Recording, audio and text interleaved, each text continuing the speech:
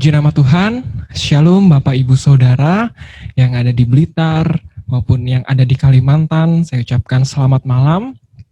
Kita bersyukur pada malam hari ini kita bisa bersama-sama ada di Zoom meeting, di mana pada malam hari ini kita akan bersama-sama belajar sesuai tema yang sudah ditayangkan melalui flyer, yaitu sejarah dan dampak video game. Ya, malam hari ini kita akan belajar sejarah dan dampak video game, di mana materi ini akan dibawakan langsung oleh Saudara Felix.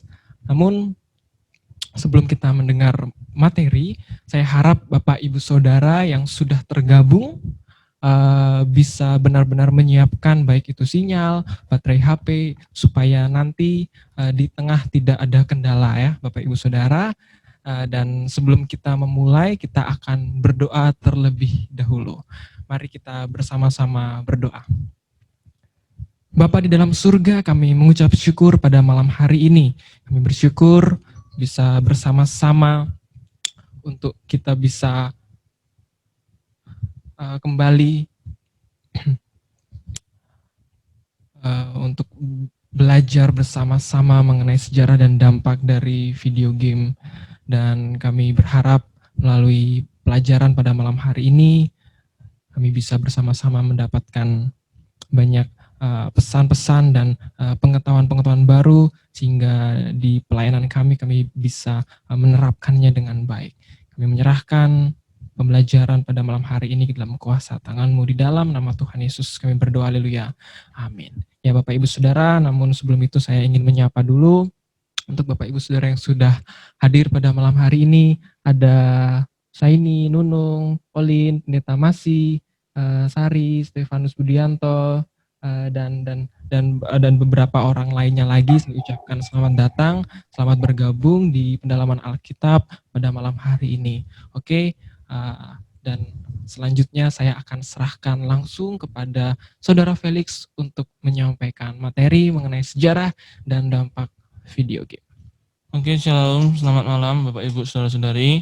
Ini pertemuan malam hari ini merupakan bagian kedua dari pertemuan yang terakhir itu, seingat saya November ya, atau Oktober akhir. Waktu itu kan kita belajar tentang apa itu video game, jenis-jenisnya dan lain-lain. Nah, sempat sampai sekarang pun orang masih memainkannya gitu. Nah, ternyata di balik itu semua tersimpan sebuah sejarah yang besar.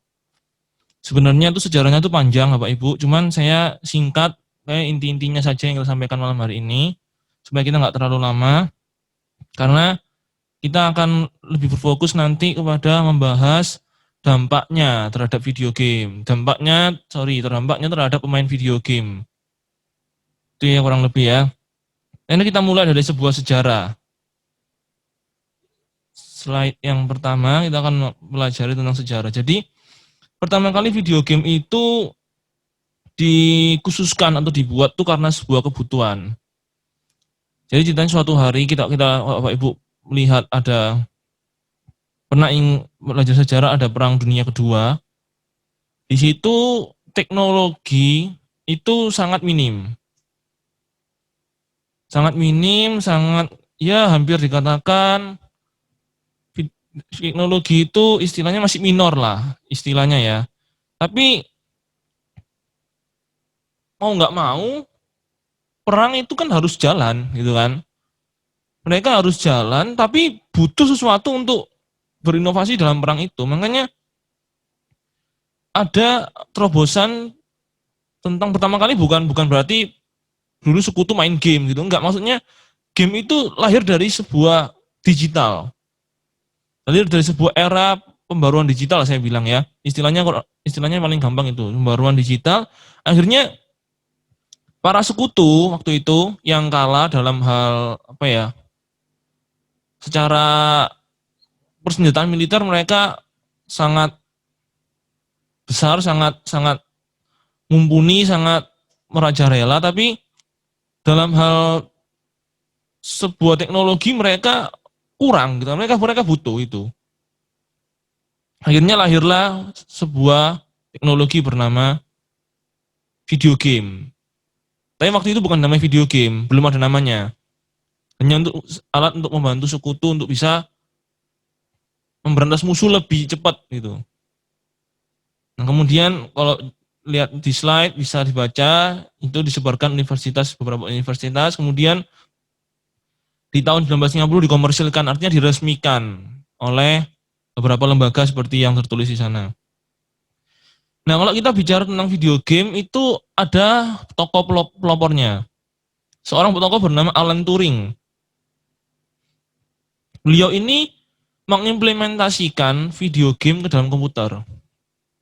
Jadi zaman-zaman dulu ya, zaman dulu itu game itu masih berbasis apa ya? Bukan dalam hal komputer, tapi termasuk era digital yang belum era digital lah. Tapi sudah mau ke arah sana gitu.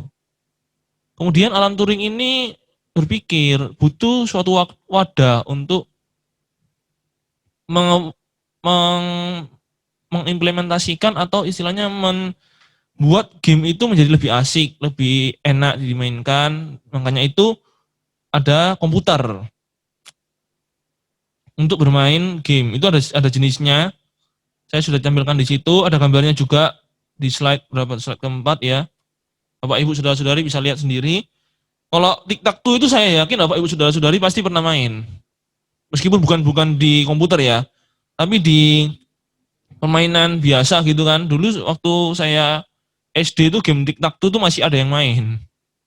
Mereka main gitu di jam istirahat, ya kayak gini. Mengumpulkan 3 kemudian dicoret gitu kan. Menang 1 poin gitu. Ini lihat kotaknya berapa, nah gitu-gitulah. Itu pertama kali muncul, dulu apakah sudah ada, cuman belum ditempatkan di suatu tempat seperti komputer gitu. Nah akhirnya Alan Turing inilah yang mempelopori game ini masuk ke komputer, diwadahi di komputer. Kemudian generasi pertama, slide yang kelima ya. Generasi pertama itu kita ini diperkenalkan kepada, yang keenam, pada 2 orang bernama Nolan Bushnell dan Ted Dabney. Beliau ini meminta karyawannya untuk merilis game yang berbasis tenis meja. Dan pada akhirnya dirilis tuh gamenya tuh. Nah sebenarnya waktu game itu ya, waktu muncul game tic-tac-toe, game yang itu muncul, generasi pertama ini tuh melihat game itu sebagai apa ya, hiburan, ngerti ya, sebagai hiburan, sebagai tempat untuk kita refreshing gitulah, istilah kerennya sekarang, refreshing, cari hiburan, main game gitu. Salah satunya main game. Nah, Ronald Bushnell dan Ted Dabney ini punya inisiatif untuk menciptakan game yang baru. Jadi kan enggak bervariasi, ada variasinya gitu. Nah, salah satunya tenis meja. Itu kayak gitu tuh, contohnya tuh di gambar. Itu orang bisa main di sela-sela kesibukan, main segala macam. Dan ada beberapa game yang saya nggak tampilkan di slide. Ada game-game video game, kalau dulu masih inget ya, yang video game orang main, ada main Super Mario dan lain-lain. Nah itu zaman dulu banget tuh. Kira-kira itulah yang pertama-tama dilakukan. Nah, lanjut yang ke generasi kedua, itu sistem video games itu bergeser ke perangkat namanya cartridge. Bukan garis pintar, tapi suatu wadah untuk apa ya, ROM, dari bentuk CD gitu ya. Untuk CD dimasukin ke dalam komputer, kemudian mereka bermain di sana. Nah, terus generasi ketiga dan keempat baru resmi video game muncul. Resmi video game ini muncul baruan. Jadi dulu itu masih ada game yang sebenarnya sudah bisa diistilahkan sebagai video game, tapi belum ketemu. Karena ini video game yang baru muncul, diresmikan generasi ketiga dan keempat. Ada namanya Capcom, ada namanya Squaresoft, Final Fantasy, dan lain-lain. Nah, kemudian di generasi yang kelima itu sudah mulai 64 bit atau 3 dimensi permainan game. Jadi kalau Bapak Ibu mungkin ada yang punya anak, pernah ngelihat anaknya main di warnet, maksud saya di rental PlayStation, itu bermain game. Nah, itu yang mereka mainkan. Game-game ini nih yang saya tulis. Itu yang mereka mainkan, karena grafiknya bagus. Ada tantangannya, saya jelaskan di pertemuan sebelumnya, tantangan-tantangan dan lain sebagainya. Mereka senang. Ini mereka rela main untuk itu. Kemudian generasi ke-6 dan ke-7 mulai lahir PS2, Nintendo, Portable. Sekarang game, dulu inovasinya gini. Orang bawa PS kemana-mana gak mungkin. Butuh TV ya kan. Lahirnya PS Portable kecil, seukuran HP kita. Lebih besar dikit lah kayaknya. Lebih besar dikit. Ya sekitar berapa ya? Saya kurang tahu pasti ya. Pokoknya kalau Bapak Ibu bisa cek itu ada PS Portable, cek aja gitu. Akhirnya perusahaan Sony, PlayStation mikir rapat. Wah, ini kayaknya PlayStation kalau terlalu besar bentuknya susah dibawa. Orang juga malu kan bawa tas ransel besar, itu ditanya orang lain. Mas, tasnya berat, isinya apa? Oh, ini mbak PS. Hah? Nah, masih gitu. Aneh, karena bawa berat-berat banget bawa PS, bisa 4 kilo 5 kilo. Tapi kemudian oke, dibuatlah portable. Sama kayak dulu waktu komputer ya kan. Komputer terlalu berat bawa, orang inisiatif buat. Oh iya, buatin laptop. Akhirnya orang kerja bisa bawa itu. Kemudian di generasi yang ke-8, berarti slide yang keberapa nih? 11. Di situ mulailah game-game yang meta, game-game yang sampai zaman sekarang muncul, PS4, sekarang muncul PS5, harganya 15 juta di pasaran. Bentar. Itu mulai muncul. Akhirnya game-game itu menjadi sampai sekarang ya, kalau Bapak Ibu cek berita orang-orang main game segala macam, akhirnya game itulah yang disebut dengan game yang dengan resolusi kualitas yang tertinggi. Mungkin sekitar 1080 pixel ya. Solusinya mendekati kenyataan, mendekati yang realitas sekarang. Kalau main bola gitu, gambarnya Ronaldo sangat mirip 90% dengan Ronaldo yang ada sekarang. Messi juga sama, itu main bola. Belum lagi main-main yang bertipe-tipe genre horor gitu ya. Action itu aktornya benar-benar mirip. Itu sekilas sejarahnya. Nah, sekarang kita akan fokusnya masuk ke dampaknya. Ada saya sediakan ya sekitar 4 atau 5 slide kita belajar sama-sama. Ketiga kayaknya nih ya. Oke. Kita belajar tentang dampak video game. Jadi sebelum saya masuk ke dampaknya, saya ingin jelaskan dikit gini. Game itu termasuk salah satu hobi. Benar ya? Sepakat ya? Dari ribuan hobi yang ada. Game termasuk salah satu hobi. Dan hobi, apapun itu, apapun bentuknya, apapun wujudnya, apapun jenisnya, itu pasti memiliki dampak. Benar ya Pak Ibu, sepakat ya sama saya ya? Apapun jenis hobi, itu pasti punya dampak. Iya kan? Teman saya, salah satunya ini saya cerita aja dikit. Teman saya tuh hobi mancing. Tiap minggu mancing gitu ke tambak, ke kolam yang biasanya bayar tuh. Aku tuh orang nanya gitu, Mas, tiap minggu mancing faedahnya apa sih? Emang nggak habis-habisin ongkos, habis-habisin ini gitu. Teman saya jawab, ini hobi saya mancing. Teman saya terus orang lain nanya, emang rencana mau jadi nelayan? Kok hobinya mancing-mancing? Oh enggak, saya hobi aja, saya punya cita-cita yang lain. Nah, saya ingin garis bawahi sebelum kita masuk ke dalam dampak. Hobi itu nggak semua bisa jadi pekerjaan. Bukan nggak bisa, tapi tergantung orangnya. Orangnya mau apa enggak. Banyak orang-orang bermain game itu sekedar hobi. Nggak jadi kerjaan. Kalau teman-teman lihat YouTuber gaming itu mereka menjadikan game more than hobi, lebih dari hobi, tapi kerjaan. Bisa menghasilkan income, bisa menghasilkan pendapatan dari sini. Apakah bagus? Bagus. Tapi apakah permasalahannya adalah apakah semua hobi bisa mengarah ke sana? Nah, itu yang akan nanti kita bahas juga.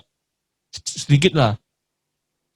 Makanya kenapa kadang saya agak sedikit bingung orang nanya, hobi kamu apa? Hobi main game. Main game buang waktu, buang uang, gimana sih lu? Gitu. Selalu kan semua orang bermain game pasti agak jadinya begitu.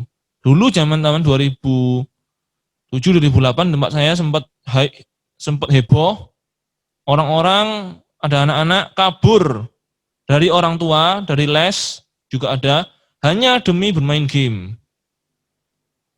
Itu fenomena ya, kisah nyata. Saya tidak ngibul-ngibuli. Itu ada ceritanya seperti itu. Teman-teman tetangga-tetangga dekat saya. Nah, yang jadi masalah sebenarnya kenapa game itu dipandang sebagai stigmanya suatu selalu negatif. Nah, kita akan melihat dampaknya saat ini. Pertama ya, kita bicara dampak yang positif dulu. Seorang peneliti, saya bacakan aja, karena kebanyakan. Seorang peneliti bernama Max Planck dari Institute of Human Development and Charity University menemukan bahwa bermain video game dapat meningkatkan kapasitas memori seseorang. Penelitian tersebut dilakukan pada bulan November 2013 dengan mengambil 2 grup anak remaja. Grup pertama berisi orang-orang tidak pernah bermain video game, sedangkan grup kedua adalah orang bermain video game Super Mario selama 30 menit dalam 2 bulan. Dari penelitian itu didapatkan bahwa kelompok orang yang bermain video game memiliki daya ingat yang lebih tinggi. Ini penelitian pertama. Saya sebenarnya ada penelitian yang lain, tapi mungkin penelitian kurang lebih sama. Nah, di sini yang pertama kali kan bicara tentang meningkatkan kognitif atau kemampuan daya pikir atau IQ istilahnya sekarang. Banyak orang nanya, emang meningkatkan IQ harus dengan bermain video game? Enggak ada cara lain? Ada, banyak malah. Tapi salah satunya itu video game ini dibuktikan dengan penelitian karena banyak stigma negatif di situ. Nah, dari sini kita bisa lihat ya bahwa video game itu nggak cuma istilahnya tuh sesuatu yang berbau negatif. Bukan sesuatu yang buang-buang waktu. Saya juga sebenarnya agak bingung juga, banyak orang sampai sekarang tuh nganggap orang-orang bermain game itu dianggap seperti membuang waktu, padahal banyak dampak positifnya di sana. Salah satunya meningkatkan IQ. Kemudian IQ itu kan dalam ya. Saya sudah jelaskan pertemuan kemarin, kalau Bapak Ibu saudara-saudari masih ingat, melatih orang untuk berpikir strategis, melatih orang untuk berpikir terstruktur, melatih orang untuk memecahkan masalah di dalam sebuah game, melatih orang untuk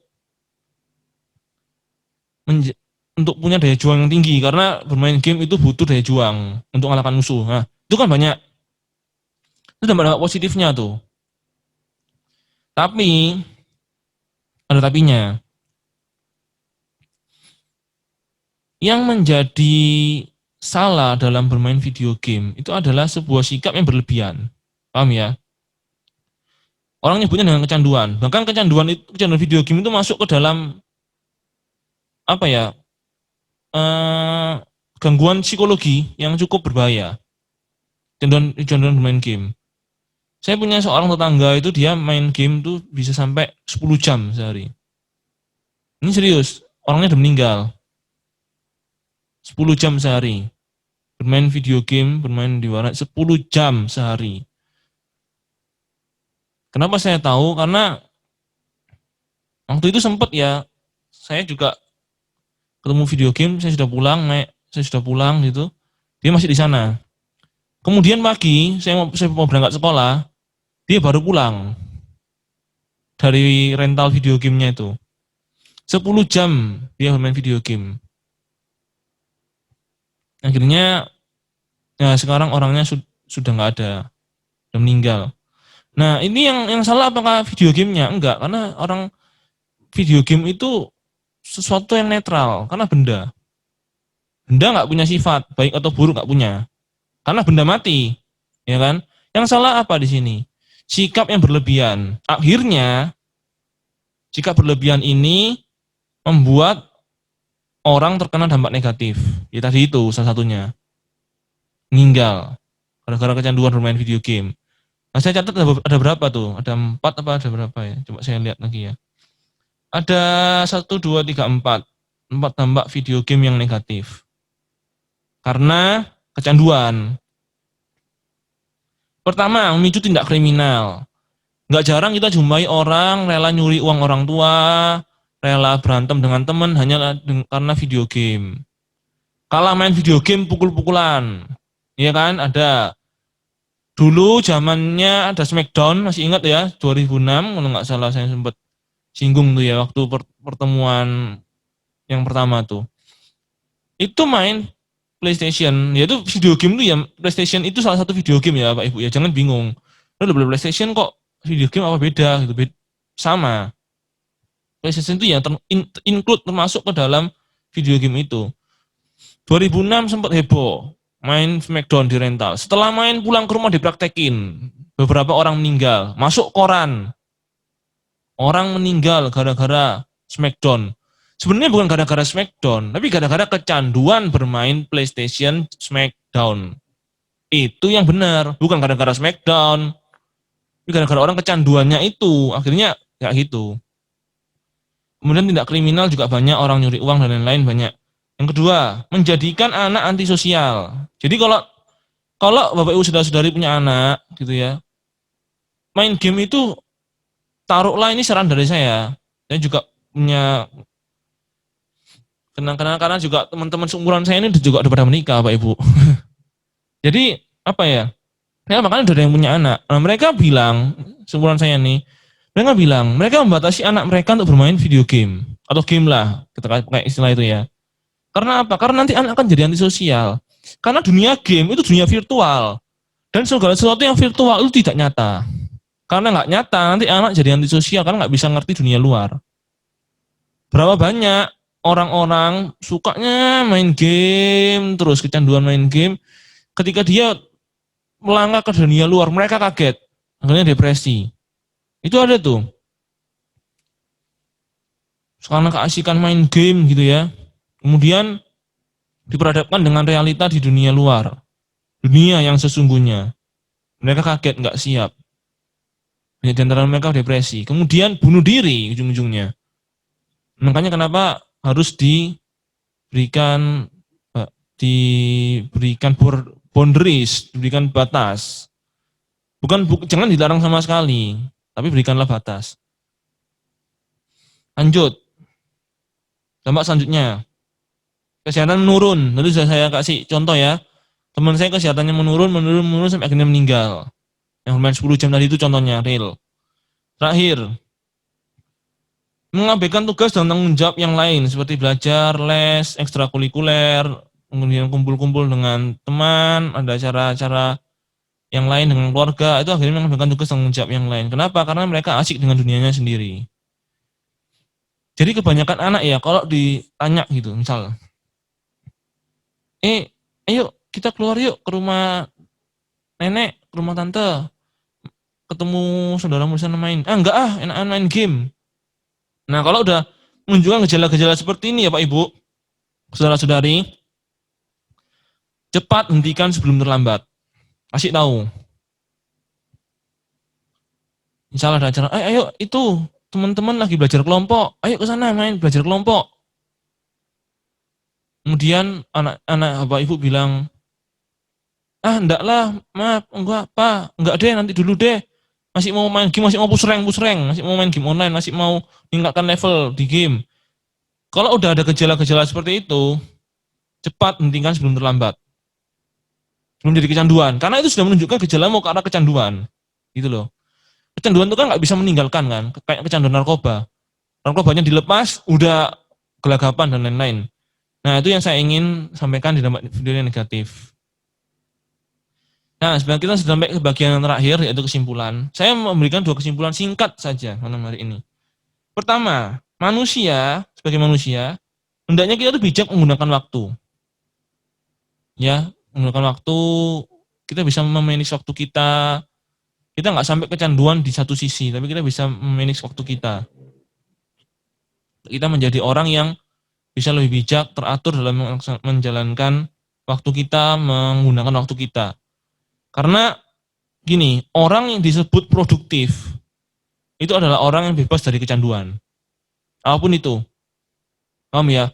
Orang dikatakan menggunakan waktunya secara produktif, itu orang bebas dari kecanduan. karena dia menggunakan waktunya untuk hal-hal yang berguna. Itu. Yang terakhir, peran orang tua, saya ingin tekankan kembali, peran orang tua sangat diperlukan untuk mengatur waktu anak-anaknya. Jadi anak-anaknya misal 24 jam sehari. Tidur sehari berapa jam? Pasti berapa sih tidur anak tuh ya? 7 ya, 6 atau 7 lah ya kira-kira ya. 6 atau 7 jam. Ini contoh ya Pak Ibu ya. Ini saya berikan ini contoh umum, tapi Pak Ibu bisa terapkan sesuai selera Bapak Ibu gitu. Misal taruhlah 6 jam tidur malam. Berarti jam 10, misalkan tidurnya jam 9, bangunnya berarti jam berapa tuh? Jam 5 gitu ya. 6 jam tidur. Kemudian waktu yang lain sekolah online, Zoom, atau offline mungkin nanti. Berapa jam? Jam 7 sampai jam 2. Nah, kasih istirahat tidur siang atau kasih istirahat yang lain-lain gitu. Nah, jangan lupa di hari-hari itu izinkan anak-anak Anda refreshing. Jangan terlalu acaranya kaku terus tiap hari. Anak-anak bosen, akhirnya juga repot juga kalau bosen. Nah, itu sisipilah mungkin sejam atau 2 jam bermain video game. Seperti tadi ya 30 menit dalam 2 bulan. Jadi per hari itu 30 menit selama 2 bulan. Nah, ini tadi penelitiannya tuh. Lu bisa lakukan hal seperti itu. Oke lah, jadi saya ingin tekankan marilah kita sebagai orang-orang percaya, anak Tuhan, kita bijak menggunakan waktu kita. Jangan sampai kita kecanduan terhadap sesuatu seperti video game yang malam ini saya contohkan. Juga Bapak Ibu saudara-saudari yang punya anak, yang sudah berkeluarga, aturlah anak Bapak Ibu dengan bijak. Ini jangan sampai terjadi tragedi-tragedi yang nggak mengenakan lah, gitu ya. Oke, saya cukup sampai sini penjelasannya. Sebelumnya saya ingin kasih pengumuman sedikit sebelum saya serahkan ke moderator, mungkin akan memimpin diskusi. Saya ingin sampaikan pengumuman. Jadi ini adalah sesi kedua dari rangkaian seri tentang video games yang saya buat. Sesi yang terakhir nanti nggak tahu kapan tanggalnya menyusul. Kita akan belajar tentang nilai-nilai kita akan belajar tentang pandangan orang Kristen terhadap video game, perspektif orang Kristen. Itu nanti saya akan buat, itu menjadi seri yang terakhir sebagai penutup dari rangkaian kajian tentang video game. Nanti kita akan melihat dari video game itu, kita akan lihat dari sudut pandang kekristenan. Gimana sih nilai-nilainya? Tentu ada nilai-nilai di sana. Nanti kita akan lihat di situ. Oke, saya kembalikan ke Saudara Roy sebagai moderator. Ya, terima kasih Saudara Felix yang sudah menyampaikan materi yang sangat luar biasa ya Bapak Ibu Saudara mengenai sejarah dan dampak video game. Ini tiba saatnya saya buka ruang diskusi, mungkin barangkali ada Bapak Ibu Saudara yang berkeinginan untuk bertanya atau berdiskusi, saya persilahkan.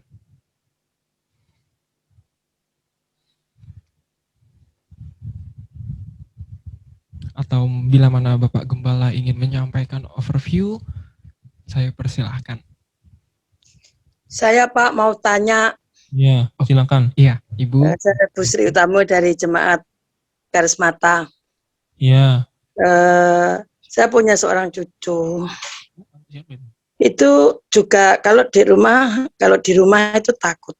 Kalau mau main video game atau ya Mobile Legends itu takut sama saya. Tapi kita kan nggak tahu di luarnya itu Pak. Untuk mengatasi yang demikian itu bagaimana Pak? Kemungkinan juga kan mereka juga suka Mobile Legends itu ya Pak ya. Ya, itu game hype sekarang tuh. Ya, jadi kan kalau di rumah itu takut. Tapi kita kan nggak tahu di luar rumahnya itu Pak, untuk mainkan video game itu atau Mobile Legends. Itu cara-cara atasinya bagaimana Pak? Makasih.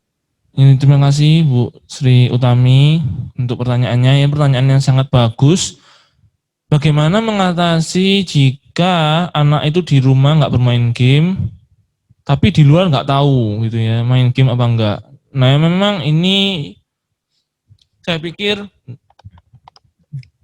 bukan cuma kendala dari Ibu Sri Utami, tapi kendala dari semua orang tua yang anak-anaknya lahir di generasi Z sekarang. Generasi yang ya di mana lahir di era digital yang sangat cepat, sangat mobile sekali, cepat sekali. Ini kendala. Nah, kalau saya pribadi, saya sarankan pada Bapak Ibu juga, terutama pada Bu Sri Utami, kita di luar sana kan kita nggak tahu. Nah, itu ajari aja pertama-tama, berikan kejujuran atau tanamkan nilai pada anak-anak itu. Jadi misalkan pas di luar gitu, oh bisa boleh main, tapi kasih waktu. Nah, gimana cara taunya? Nah, ini pertanyaan yang sulit memang. Cara taunya gimana kalau anak itu menjalankan waktunya? Karena emang kadang kalau orang udah main video game, kalau nggak diawasi, itu biasanya over. Pasti, saya pun ngalami itu, pasti over semua. Caranya gini aja, biar gampang. Misalkan ya, dijatah main 1 jam sehari. Di rumah kan nggak main. Ini di luar main video game. Main lama. Misalkan kemudian tahu main video game. Nah, pertama-tama tuh tanamkanlah kejujuran di anak itu. Misalkan anak itu jujur main lama, yang 3 jam gitu. Berarti kan over 2 jam. Nah, lakukanlah tambahan kemudian ketika anak itu pulang, biarkan dia menyelesaikan tanggung jawabnya juga. Bukan tanggung jawab game, bukan ya. Tanggung jawab belajar, terus tanggung jawab membantu orang tua mungkin, belajar, membantu orang tua les. Nah, itu waktunya harus lebih banyak daripada main video game. Nah, kalau tanya gimana caranya ngawasi kalau di luar, nah memang sulit, memang nggak bisa. Itu kan kita nggak pernah tahu emang di luar kan. Nah, teman-teman kita harus tanamkan nilai kejujuran itu, buat anak itu nyaman dengan kita, nyaman dengan orang tua, supaya jujur. Kemudian dia bisa cerita, oh aku main 3 jam Bu, Pak, video game. Nah, kemudian Bapak Ibu berikanlah waktu belajar, waktu anak-anak itu melakukan hal yang berguna itu lebih dari waktunya main video game. Misalkan mainnya 3 jam kelebihan tuh. Ya dia ajaklah dia belajar, bergaul, melakukan sesuatu yang berguna yang mungkin lebih dari jam itu gitulah. Terserah Bapak Ibu, saudara-saudari, saya nggak bisa kasih patokan di sini. Pokoknya lebihkanlah jam daripada main game. Misalkan 3 jam ya 4 jam lah belajar atau apa gitu. Melakukan hal sesuatu yang berguna lah, supaya mereka nggak sampai kecanduan tadi. Nah itu, tapi pertama-tama tanamkan kejujuran, karena kita nggak bisa mengawasi anak 24 jam, itu sulit. Bisa aja sekarang anak-anak masuk kamar, pintu dikunci, main sampai pagi. Nggak tahu orang tua, iya kan? Tapi pertama-tama itulah, tanamkan kejujuran dan buat kenyamanan sih dalam diri anak itu, supaya mereka mau jujur dan terbuka. Mereka bermain game berapa lama dan mereka diarahkan untuk melakukan sesuatu yang lebih produktif dengan mengurangi jamnya bermain game. Kayak gitu kurang lebih sih Bu Ut. Itu sih dari saya, mungkin semoga menjawab.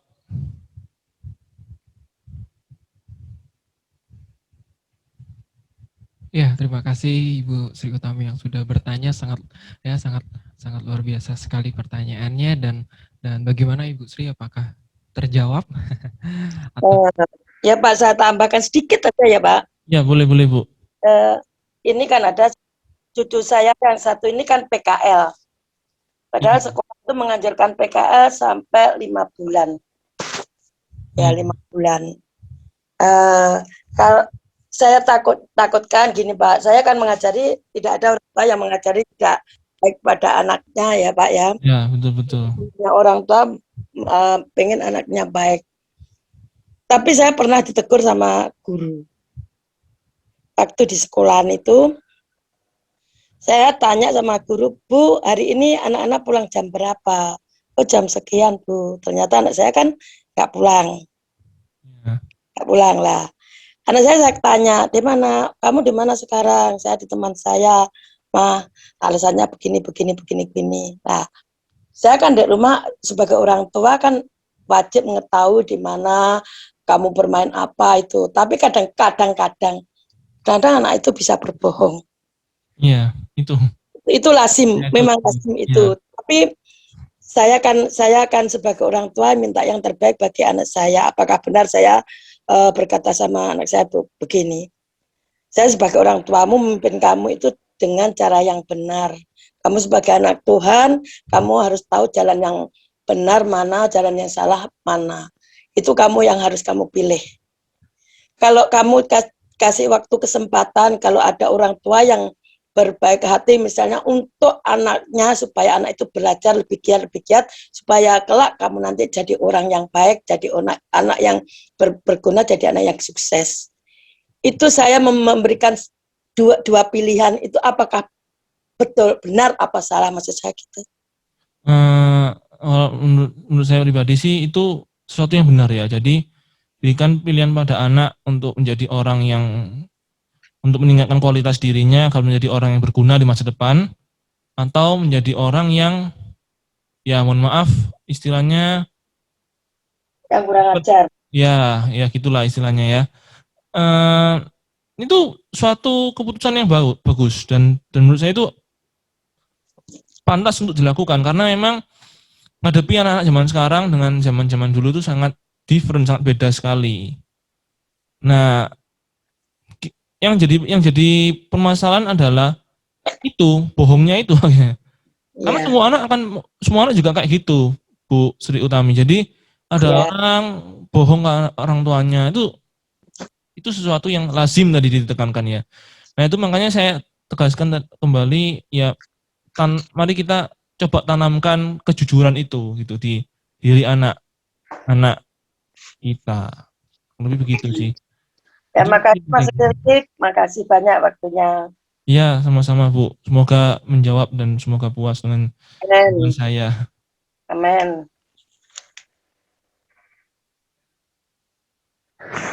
Ya, terima kasih. Mungkin ada lagi pertanyaan dari Bapak Ibu Saudara terkait dengan video game.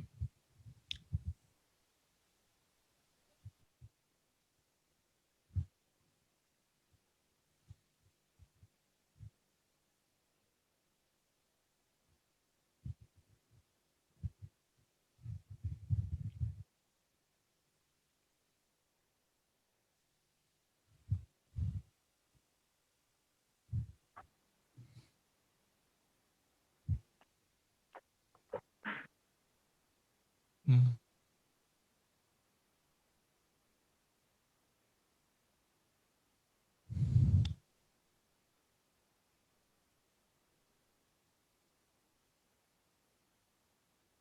Oke, baik. Halo, Roy. Iya, Om. Halo, Roy. Ya. Ya, baik. Saya coba kasih overview lagi ya, sedikit ya, buat rekan-rekan saya dari Ya, pembahasan betul. malam ini. Oke. Oke, bisa didengar suara saya ya? Bisa. Oke. Nah, baik, Bapak Ibu, saudara-saudara, terima kasih buat atensinya malam ini. Kita bisa kumpul sama-sama di dalam pembahasan. Sebenarnya ini pembahasan yang menarik ya, pembahasan yang seru. Saya sendiri tidak terlalu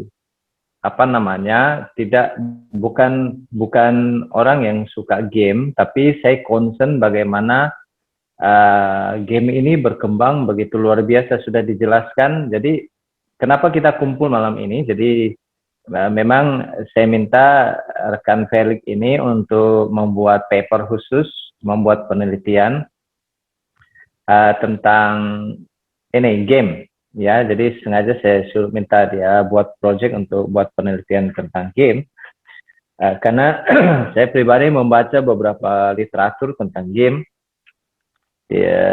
yang ditulis dalam perspektif Kristen dan mungkin akan dibahas nanti di sesi yang ketiga ya.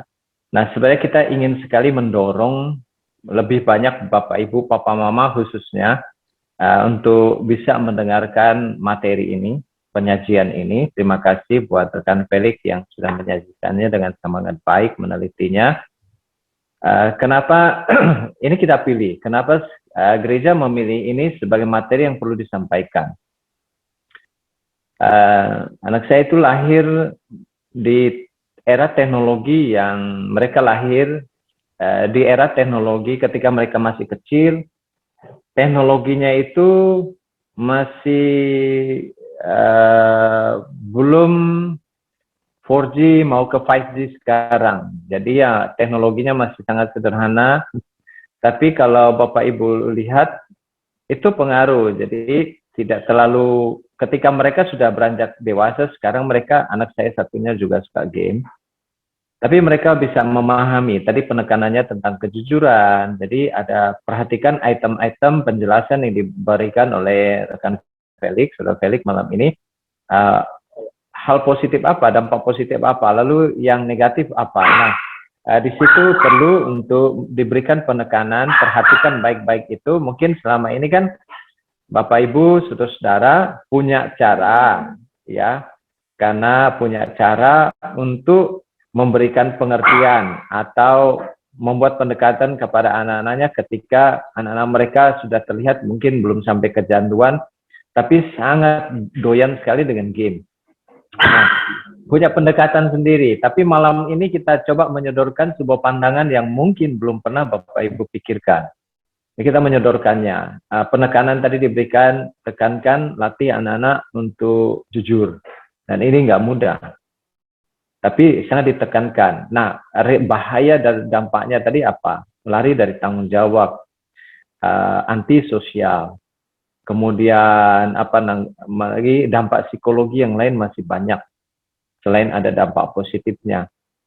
Nah, ketika papa mama khususnya orang tua yang kemudian membesarkan anak dan anak mereka lahir di generasi 10 tahun belakangan ini sampai hari ini, ketika Android itu booming di 2010 misalnya sampai sekarang, teknologinya sudah mau ke 5G di kita, walaupun perangkatnya sudah ada, teknologinya jaringannya belum, tapi pada akhirnya akan tiba.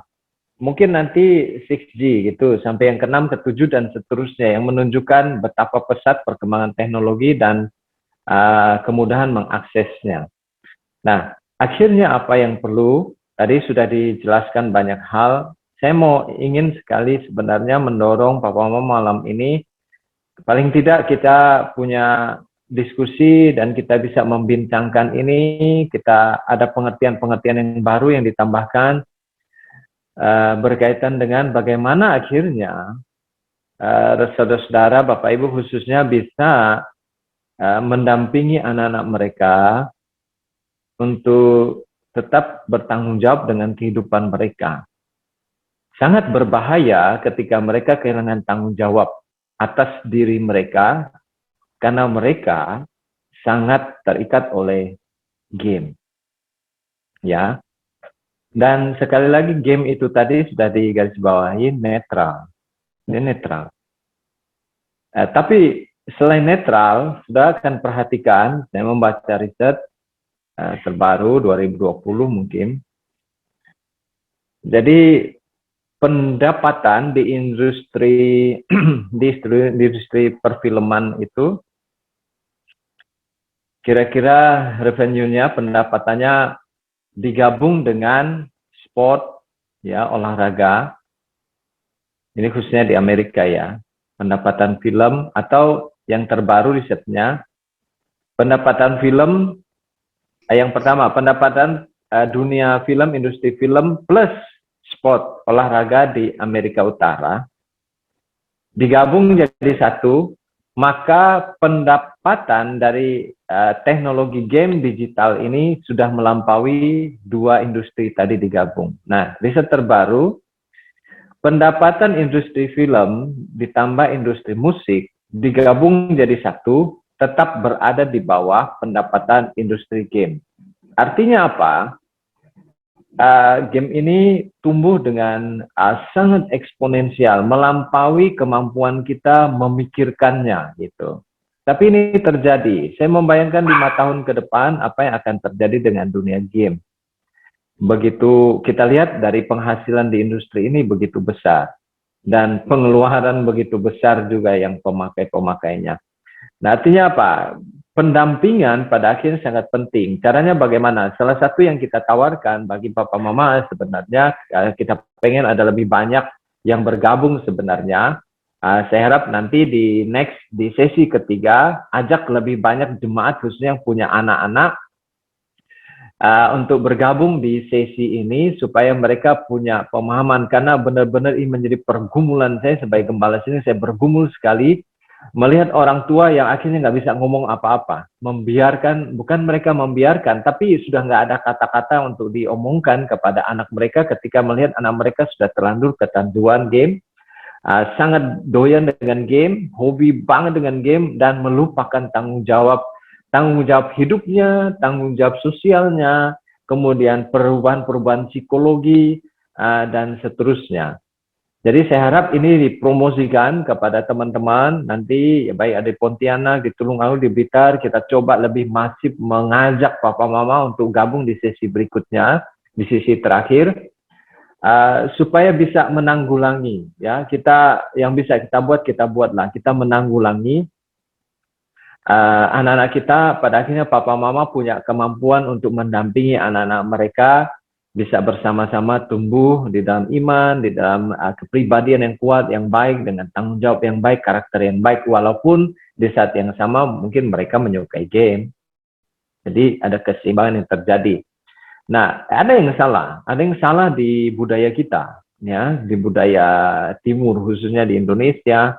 Jadi seperti handphone itu, karena teknologi game digital ini kan melekat, ya, sudah sejarahnya di ke-8 tadi disebutkan sudah Felix, melekat di dia lewatnya mana? Lewat teknologi digital, lewat mana? Lewat perangkat digital. Nah, yang ada sekarang canggih-canggih nih, perangkat digital canggih-canggih makin murah, dan orang tua berusaha membelikan anak mereka perangkat digital. Mungkin tujuannya benar tadi untuk komunikasi dan sekolah, tapi mereka lupa, kadang mereka ada juga yang menyediakan itu supaya anak itu seperti menurut gitu, mau menurut atau mendiamkan, menenangkan anak. Lewat apa? Lewat game. Benar itu terjadi. Kalau filosofinya adalah saya beli perangkat digital, anak saya bermain game, media sosial, YouTube dan sebagainya, dia diam beneran. Tapi risikonya sangat besar. Dia melupakan tanggung jawab. Kemudian dia kemampuan bersosialisasi terbatas. Kemudian perkembangan psikologinya beberapa bagian pasti terganggu.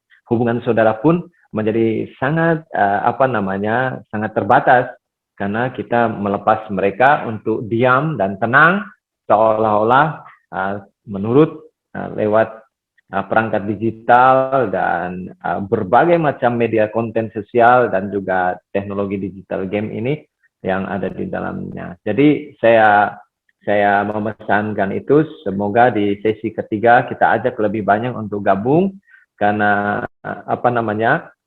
saya pribadi sekali lagi sangat bergumul dengan hal ini, walaupun anak-anak saya sudah besar, tapi saya melihat jemaat ketika lihat anak-anak mereka dikasih handphone dan mereka asik bermain dan sebagainya, ketika disapa pun sudah tidak memberikan respon, itu sangat prihatin, ya, sangat prihatin. Dan tujuan dari 3 sesi berturut-turut kita buat adalah untuk memberikan masukan-masukan, pandangan-pandangan yang sekiranya bisa menolong papa mama, bisa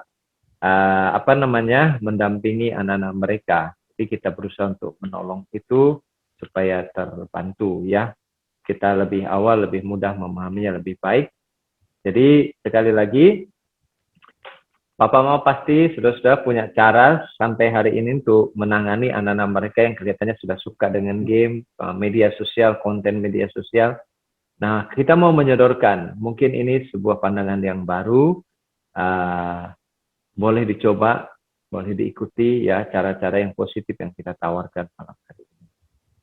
Baik, itu yang ingin saya bagikan. Saya hanya memberikan beberapa, menebalkan poin-poin penting dan memberikan garis bawah yang sudah disampaikan oleh Saudara Felix. Saudara Felix, dia suka main game, jadi dia tahu seluk-beluknya. Jadi kalau dia mematerikan itu, dia paham benar seluk-beluknya, pergumulannya, kesukaran, tantangannya apa. mungkin di nanti terakhir dia bisa cerita, dan yang lainnya pengalamannya bagaimana bisa menanggulangi itu dan seterusnya, kira-kira begitu. Ya, Oke, saya silakan kepada moderator. Ya, terima kasih Bapak Gembala yang sudah menyampaikan overview bagaimana dampak dari video game ini. Ya, saya harap sebagai moderator kita semua yang join bergabung pada malam hari ini semakin disadarkan kembali bahwa betapa pentingnya untuk kita bisa memahami dampak dari video game, baik itu dampak positif maupun dampak negatif, sehingga kita sebagai orang tua, barangkali ada yang memiliki anak, ya kita bisa mendidik anak kita sesuai dengan apa yang harusnya kita didik. Dan tentunya melalui pemaparan materi mengenai sejarah dan dampak video game pada malam hari ini membuat kita semakin excited lagi, semakin semangat lagi untuk hadir di sesi terakhir ya, sesi ketiga yang juga akan disampaikan oleh Saudara Felix. Dan tentunya saya harap juga yang datang di sesi selanjutnya lebih banyak ya. Oleh karena itu, mari saya undang Bapak Ibu Saudara untuk bisa menginfokan ya bahwa hal ini sangat penting, hal ini sangat begitu penting sehingga kita bersama sebagai orang tua bisa memiliki pemahaman yang sama sesuai dengan apa yang firman Tuhan katakan tentunya. Karena itu pada malam hari ini mungkin bisa diakhiri Bapak Gembala atau masih ada yang ingin menambah? Ya, baik, karena sesuai waktu yang kita patok, kita akan akhiri malam ini. Saya akan pimpin dalam doa. Terima kasih buat kehadiran saudara-saudara malam hari ini di dalam sesi kita. Rekan-rekan baik yang ada dari Tulungagung, dari Pontianak, juga yang dari Blitar, Tuhan memberkati. Dan kiranya ini akan mendatangkan manfaat buat buat kehidupan kita masing-masing, manakala kita harus mendampingi anak-anak kita ya, khususnya saudara-saudara yang punya anak lahir 10 tahun lalu sampai hari ini, atau mungkin 15 tahun sampai hari ini, tentu berkumpul ya. Kita berdoalah sama-sama ya malam ini. Mari kita akan akhiri dalam doa. Bapak, kami berterima kasih buat sesi materi pembahasan kami malam hari ini. Kami tahu ada banyak hal mungkin yang masih kami gumuli, yang dipertanyakan oleh jemaat-jemaatmu berkaitan dengan apa yang mereka alami dengan dunia game ketika melihat anak-anak mereka ada bersama dengan perangkat-perangkat digital yang mereka belikan atau mereka fasilitaskan kepada anak mereka. Tapi biarlah 3 sesi yang akan kami jalani ke depan, kami akhiri dengan sesi yang ketiga akan memberikan sebuah pemahaman yang baru, yang segar bagi papa mama, orang tua khususnya, bisa mendampingi anak-anak mereka untuk hidup dalam keseimbangan yang baik di tengah-tengah perkembangan teknologi digital yang luar biasa, sangat luar biasa. Terima kasih, dan kami bersyukur malam hari ini. Berkati Saudara Felix yang mematerikan, juga Saudara Roy yang menjadi host kami malam ini, dan semua saudara-saudaraku yang telah bergabung dalam acara malam hari ini. Di dalam nama Yesus, haleluya, amin. Oke, baik, shalom, Tuhan memberkati semua saudara yang sudah bergabung malam ini. Tuhan memberkati. Amin. Makasih Mas Felix. Makasih semuanya, makasih Pak Pendeta buat keterangan malam hari ini. Biarlah ini menjadi motivasi bagi kami untuk mendidik anak-anak. Makasih. Oke, terima kasih semuanya. Tuhan berkati. Shalom. Salam. Terima kasih.